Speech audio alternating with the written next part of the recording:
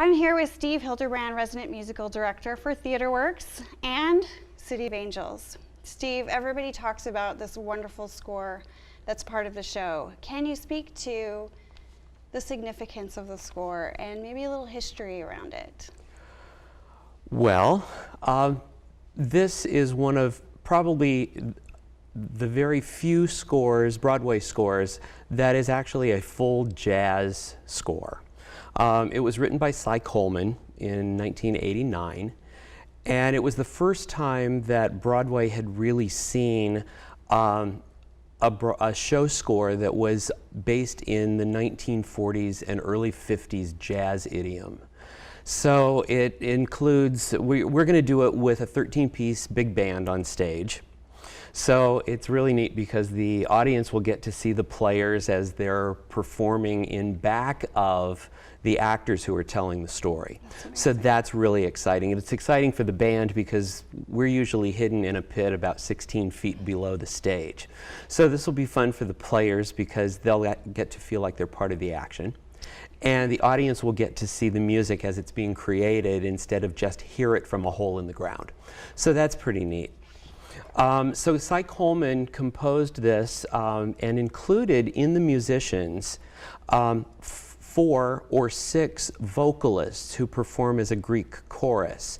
So it was the first time that a vocal jazz group had been a part of a show as well. So we're really excited to bring this to the Phoenix area in all its glory.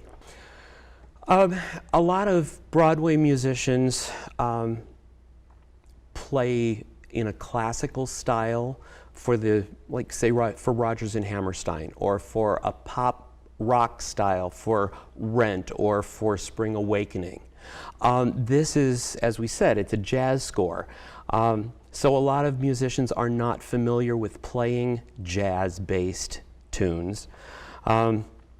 So fortunately, we have really good, versatile professional musicians that are playing the score, and they're having a lot of fun with it. And knowing that there's a close collaboration between the instrumentalists and the actors, trying to get everybody to feel that old 1940s swing is a challenge, but they're doing a great job. Is there a favorite song of yours? You know, it's cliche to say that they're all favorites because each one is different.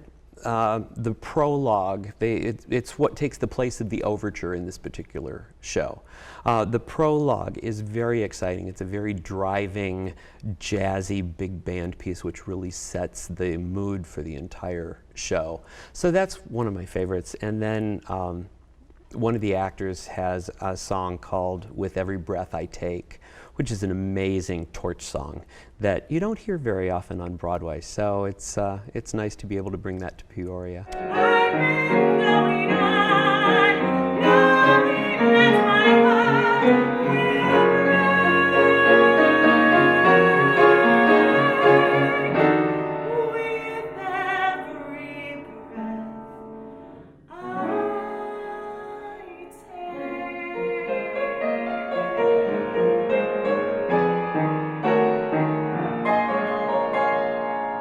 Now, you actually do have a role in the show, not just as the musical director.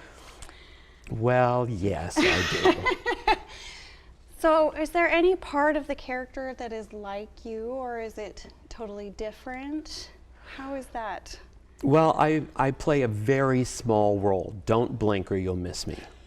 I play a very small role. His name is Del DaCosta, and he is the musical composer for the studio that's filming the detective story. Okay. I am not a composer. I do play the piano though.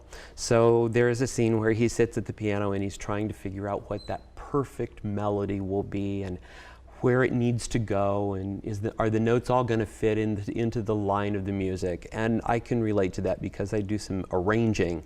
So you always wonder where that next note's coming from. Sure. So it's a lot of fun. Yeah. Yeah. Just the last question for you. And without giving anything away, what's your favorite moment of the play besides the prologue and your favorite song? Is there another moment that stands out to you? I absolutely love the ending of the show. And we think the audiences will too, but they're going to have to come to see the show to find out what it is, because it's amazing. It's a secret. No, I won't tell. Okay, me neither. Thank you, Steve. You can see Steve in City of Angels, February 19th through March 6th at TheaterWorks, Peoria Center for the Performing Arts.